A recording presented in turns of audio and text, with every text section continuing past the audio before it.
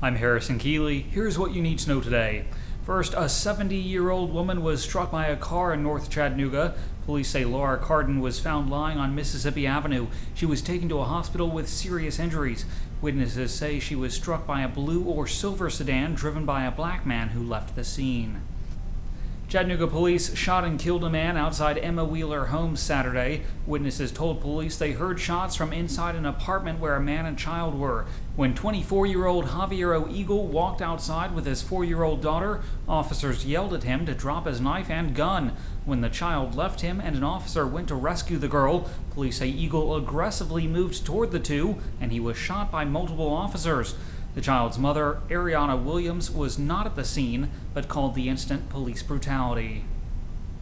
Polartec is moving to Cleveland and bringing about 200 jobs. The fabric manufacturer purchased Cleveland's United Knitting in September. Polartec will close its original factory in Massachusetts. 27-year-old Stephen Lester has been convicted of first-degree murder. Authorities say he killed Edward Glenn Jr. during a robbery in 2013. Lester is sentenced to life in prison.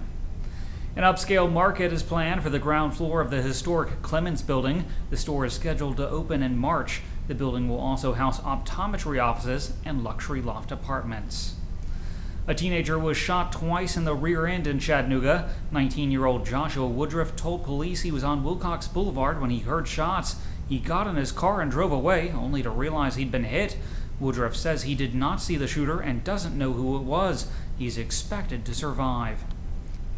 The Chattanooga City Council has voted to remove the requirement that all city employees must be registered voters or eligible to vote.